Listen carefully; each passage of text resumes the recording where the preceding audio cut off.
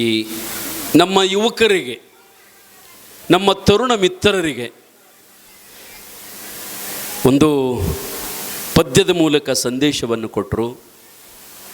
ಏನಂತಂದ್ರೆ, ನಾವು ಬಾಯಿಯೊಳಗೆ ಏನು ಹಾಕಬೇಕು. ಈ ಪರಮಾತ್ಮ ಬಾಯಿಯನ್ನು ಕೊಟ್ಟನಂತಂದ್ರೆ ಇದರೊಳಗೆ ಏನು ಹಾಕಬೇಕು, ಏನು ಹಾಕಬಾರದು ಅನ್ನೋದು ಪರಿಜ್ಞಾನ ಇರಬೇಕು ಮನುಷ್ಯನಿಗೆ. ಬಹುತೇಕ ನಿಮಗೆ ಗೊತ್ತಿರ್ತದೆ, ಈ ಅದೇನು ಮೇವ ಕಟ್ ಮಾಡೋದೊಂದು ಮಷಿನ್ ತಂದಿರ್ತೀರಲ್ಲ, ಮೇವು ಕಟ್ ಮಾಡೋ ಮಷಿನ್, ಅದಕ್ಕೊಂದು ಕೆಪಾಸಿಟಿ ಇರ್ತದೆ ರೀ. ಎಷ್ಟು ಮೇವು ಅದರೊಳಗೆ ಹಾಕಿರೋದು ಕಟ್ ಮಾಡ್ತದೆ ಅನ್ನೋದು. ಇಷ್ಟು ಹಾಕೋ ಬದ್ದಲ್ಲ ಅದನ್ನು ಇಟ್ಟು ಹಾಕಿರಿ ಅಂದ್ರೆ ಅದೇನು ಮಾಡಕತ್ತದ ರೀ, ಜಬಟಿಸಾಕತ್ತದ, ಅದು ಎಲ್ಲಾರ ಪಟ್ಟ ಬೀಳ್ತದೆ. ಅಂದ್ರೆ ಒಂದೊಂದು ಯಂತ್ರಕ್ಕೆ ಒಂದೊಂದು ಆ ಮಷಿನ್ಗಳಿಗೆ ಇಷ್ಟರದಂತ ತಿಳ್ಕೊಂಡು ಕೆಪಾಸಿಟಿ ಇಟ್ಟಾನ ಅವರು ಮಾಲಕ್, ಅದನ್ನು ಮಾಡಿದ ಇಂಜಿನಿಯರ್. ಹಂಗೆ ಪರಮಾತ್ಮ ಇದಕ್ಕೂ ಒಂದು ಕೆಪಾಸಿಟಿ ಇಟ್ಟಾನ. ಈ ಹೊಟ್ಯಾಗ ಏನು ಹಾಕಿದ್ರೆ ಪಚನಾಗಿ ಹೊರಗೆ ಬರ್ತದ ಅನ್ನೋದು ಒಂದು ಕೆಪಾಸಿಟಿ ಇಟ್ಟಾನ. ನೀವು ಅದನ್ನು ಬಿಟ್ಟು ಬೇರೆ ಬೇರೆ ಏನಾರ ಹಾಕಾಕತ್ತೀರಿ ಅಂದ್ರೆ ಪಟ್ಟ ಬೀಳ್ತತ್ರಿ ಒಳಗೆ. ಇಲ್ಲಿಯೂ ಇದರೊಳಗಿಂದು ಪಟ್ಟ ಬೀಳ್ತದ, ಅದು ಸರಿಯಾಗಿ ಪಚನ ಆಗಂಗಿಲ್ಲ. ಅದಕ್ಕೆ ನಮ್ಮ ಗಂಡ್ಮಕ್ಳು ನೋಡ್ರಿ, ನೀವು ಹೊರಗೆ ಹೋಗಿ ಎಲ್ಲಾರ ರಾತ್ರಿ ಲೇಟಾಗಿ ಬಂದರು ಅಂತಂದ್ರೆ ಹೆಣ್ಮಕ್ಳು ಮುಂಜಾನೆ ಇಡ್ಲಿ ಮಾಡೇನ್ರಿ, ಜಾಮೂನು ಮಾಡೇನ್ರಿ, ನಾಷ್ಟ ಮಾಡಬಾರಂದು ಒಲ ಯಾಕೊಂದಿಟ್ಟ ಹೊಟ್ಟೆ ಕುಟ್ಟು ಯಾಕಂದ್ರೆ ನಿನ್ನ ಚಂದ ಮೇಲೆ ಹಂಗೆ ಹೊಡೆದು ಬಂದಾನ. ಮತ್ತೇನು ತಂದಿರು ರೊಟ್ಟಿ ಆನಂತರ ಇನ್ನೇನೇನೇನೋ ಹೊಡೆದು ಬಂದಾನ. ಅದೆಲ್ಲಿ ಅದು 3 ದಿವಸ ಬೇಕ್ರಿ ಪಾರಾಗಬೇಕಾದ್ರೆ. ನಮ್ಮ ಮಂದಿಗೆ ಗೊತ್ತಿಲ್ಲ, ಅದು ಹೊರಗೆ ಪೂರ್ತಿ ಕ್ಲಿಯರ್ ಆಗ್ಬೇಕಾದ್ರೆ 3 ದಿವಸ ಬೇಕಂತ. ಆ ರೀತಿಯೊಳಗೆ ಪರಮಾತ್ಮ ಈ ಬಾಯಿ ಕೊಟ್ಟನಂತಂದ್ರೆ ಬಾಯಿಯೊಳಗೆ ಏನು ಹಾಕಬೇಕು, ನಾವು ಅದನ್ನು ಅರಿತುಕೊಂಡಿರ್ಬೇಕು ಮತ್ತು ಯಾವ ರೀತಿ ಮಾತಾಡ್ಬೇಕು. ಈಗ ನಾವು ಏನಾರ ತಗೋತಿರ್ತಾರಲ್ಲ ನಮ್ಮ ಮಂದಿ, ಅದನ್ನು ಹೇಳೋದು ನಮಗೆ ದೊಡ್ಡ ಸಮಸ್ಯೆ. ಅದನ್ನು ನೋಡ್ಬೇಕ್ರಿ. ಆದರೂ ಅಂಗಡಿಗಳು 1 ಕೋಟಿ ರೂಪಾಯಿ ಖರ್ಚು ಮಾಡಿ ಕಟ್ಟಿ, ನಾವೀಗ ಮುದೋಳದಿಂದ ಬೆಳಗಲಿ ಹೋಗುವಾಗ ಇಚ್ಚಿಕ ನೋಡ್ಬೇಕು ಅವು ಹೆಂಗದಾವ ಅಂತಂದ್ರೆ, ಅಬ್ಬಬ್ಬಬ್ಬ ಎಷ್ಟು ಕೋಟಿ ಏನು ಸುದ್ದಿಯೋ ಅವತರ ಅಂಗಡಿ. ಒಂದೊಂದು ಬಿಯರ್ ಬಾಟ್ಲಿ ಇಡ್ಬೇಕಾದ್ರೆ 1 ಕೋಟಿ ರೂಪಾಯಿ ಬಿಲ್ಡಿಂಗದೊಳಗೆ, ಆನಂತರ ಅದರೊಳಗೆ ಸೋಕೇಶ್ ಅಂತದಂದ್ರಿ ನೀವು. ಬಹುತೇಕ ಲಕ್ಷ ರೂಪಾಯಿ ಖರ್ಚು ಮಾಡಿ ಡಿಸೈನ್ ಮಾಡಿ ಸೋಕೇಶದೊಳಗೆ ಇಟ್ಟಿರ್ತಾರೆ. ಆ ಬಿಯರ್ ಬಾಟ್ಲಿ ಸೋಕೇಶದೊಳಗೆ ಇಟ್ಟಿರ್ತಾರೆ. ಆದರೆ ನಮ್ಮ ರೈತ, ಈ ದೇಶದ ರೈತ ನಿಮ್ಮ ಹೊಟ್ಟಿಗೆ ಬೇಕಾಗಿರ್ತಕ್ಕಂಥ ವಸ್ತುಗಳನ್ನು, ನಿಮ್ಮ ಹೊಟ್ಟಿಗೆ ಬೇಕಾಗಿರ್ತಕ್ಕಂಥ ಒಳ್ಳೆಯ ಆಹಾರ ಹೊಲದೊಳಗೆ ಬೆಳೆದಿರ್ತಾನೆ. ಸೌತಿಕಾಯಿ, ಗಜ್ರಿಕಾಯಿ, ಮೆತ್ತಿ ಪಲ್ಲಿ, ಸಬ್ಸಿ ಪಲ್ಲಿ, ಇಂಥದ್ದು ಗಜ್ರಿ ಗೆಣಸ ಬೆಳೆದದ್ದು ಆ ರೈತನ ಪರಿಸ್ಥಿತಿ ಎಂಥದ್ದು ಬಂದದಂತಂದ್ರೆ ಅವ್ರನ್ನ ಎಲ್ಲಿ ಇಟ್ಕೊಂಡು ಮಾರ್ಬೇಕಾದ್ರೆ ಇಲ್ಲಿ ಸಂತ್ಯಾಗ ಬರೇ ಒಂದು ಹರಕ್ಕೆ ಅರ್ವಿ ಹಾಸ್ಕೊಂಡು ಅರ್ವಿ ಮ್ಯಾಗ ಇಟ್ಟು ರೋಡಿನಾಗ ನಮ್ಮ ಹೊಟ್ಟೆಗೆ ಹಿತಕಾರಿಯಾಗತಕ್ಕಂಥ ಪದಾರ್ಥಗಳನ್ನು, ಸೌತಿಕಾಯಿ, ಉಳ್ಳಿಗಡ್ಡಿ, ಚೌಳಿಕಾಯಿ, ಇಂಥ ರೈತ ಬೆಳೆದ ಬೆಳೆಯನ್ನು ರೋಡ್ ಮ್ಯಾಗ ಅರ್ವಿ ಹಾಸಿ ಕುಂತು ಧೂಳಾಗ ಮಾರ್ಬೇಕು ಗಟ್ರ ಮಗ್ಲ. ನಮ್ಮ ಶರೀರವನ್ನು ಹಾಳು ಮಾಡತಕ್ಕಂಥ ಆ ಬಾಟ್ಲಿಗಳನ್ನು ಕೋಟಿ ರೂಪಾಯಿ ಕಿಮ್ಮತ್ತಿನ ಬಿಲ್ಡಿಂಗ್ದಾಗ ಇಟ್ಟು ಮಾರ್ತೀವಿ ಅಂದ್ರೆ ಇಟ್ರ ಮ್ಯಾಗ ತಿಳ್ಕೊಬೇಕು ನಾವು ಎಷ್ಟು ಶಾಣ್ಯಾರ ಅದೀವಿ ಅನ್ನೋದು. ಇಟ್ರ ಮ್ಯಾಗ ನಾವು ತಿಳ್ಕೊಬೇಕು ಎಷ್ಟು ಶಾಣ್ಯಾರ ಅದೀವಿ ಅನ್ನೋದು. ಅಲ್ಲ, ಬದುಕಲಿಕ್ಕೆ ಯಾವುದು ಮುಖ್ಯ, ಬದುಕನ್ನು ಯಾವುದು ಹಾಳು ಮಾಡ್ತದ, ಅದು ಅಷ್ಟು ಜ್ಞಾನ ಇಲ್ಲ ನಮಗೆ. ಅದು ನೋಡ್ಬೇಕ್ರಿ. ಪಾಪ ನಮ್ಮ ರೈತ ಒಂದು ಅರಿವಿ ಹಾಸಿ ಮೆತ್ತಿ ಪಲ್ಲಿ ಸೂಡರ ಸೌತಿಕಾಯರ ಇಟ್ಕೊಂಡು ಕೂತಂದ್ರೆ ಅವ್ರು ಬರ್ತಾರೆ, ದೊಡ್ಡವರು ಬಂದು, ದೊಡ್ಡ ಅಧಿಕಾರಿಗಳು ಆಫೀಸರ್ಗಳು ಬಂದು ಕೇಳ್ತಿರ್ತಾರೆ, ಮೆತ್ತಿ ಪಲ್ಲಿ ಹೆಂಗ? ರೈತ ಟವಲ್ ಸುತ್ಕೊಂಡು ಕೂತಿರ್ತದೆ ಪಾಪ, ಮಂಡಂಗಿ ಹಾಕೊಂಡು ಬಿಸಲಾಗ ಕೂತ ಸಂದರ್ಭದೊಳಗೆ ಮೆತ್ತಿ ಪಲ್ಲಿ ಹಂಗಂತ ಕೇಳಿದ ಕೂಡಲೇ 5 ರೂಪಾಯಿ ಸೂಡ್ರಿ. ಏನಂತ ನಾವು, ಇದಕ್ಯಾಕೋ 5 ರೂಪಾಯಿಗೆ ಸೂಡ, ಸೂಡಿಗೆ 5 ರೂಪಾಯಿ ಯಾಕ, 10 ರೂಪಾಯಿಗೆ 3 ಕೊಡು.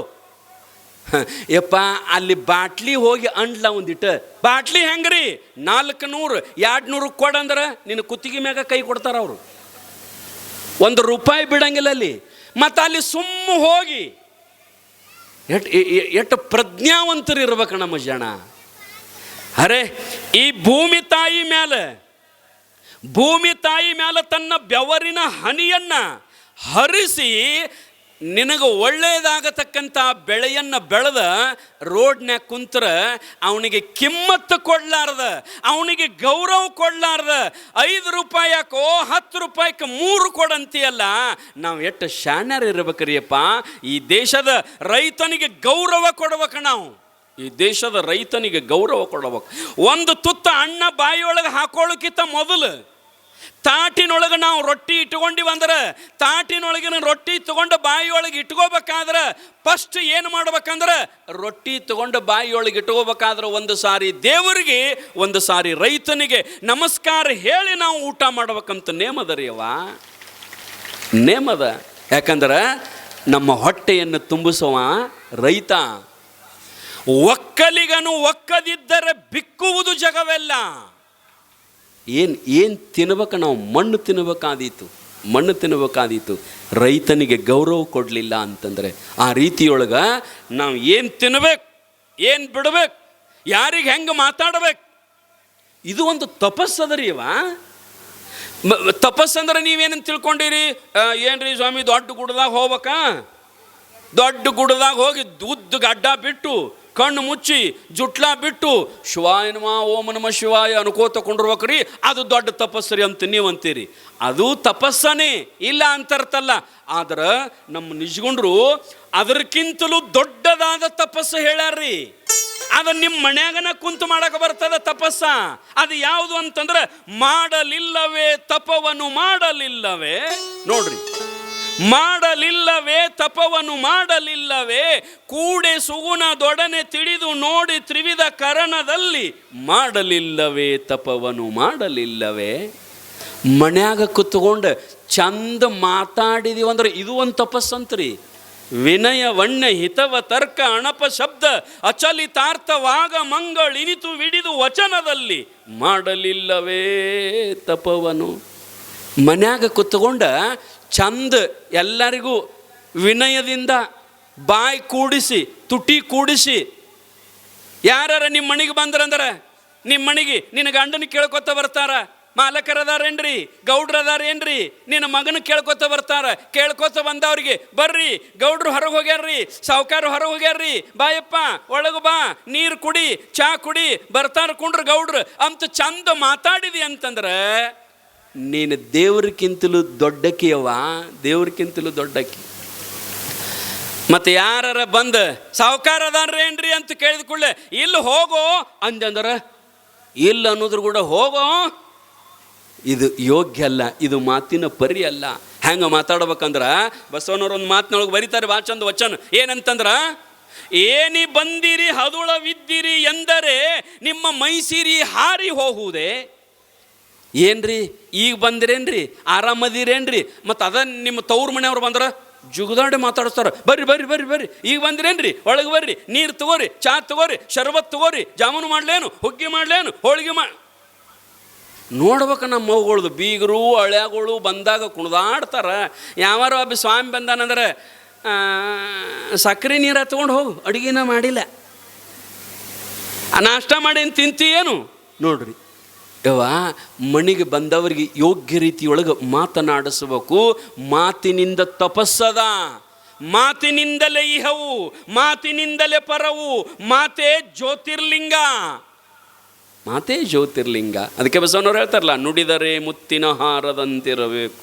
ಒಬ್ಬೊಬ್ರು ಅಂತಿರ್ತಾರೆ ನೋಡ್ರಿ, ಎಷ್ಟು ಚಂದ ಮಾತಾಡ್ತಾಳ್ರಿ ಆ ಹೆಣ್ಮಗಳು. ಪಾಪ ಆಕೆ ಮಾತು ಕೇಳಿದ್ರೆ ಹೊಟ್ಟೆನ ಹಳ್ಳ ಕರಗಬೇಕು ನೋಡ್ರಿ.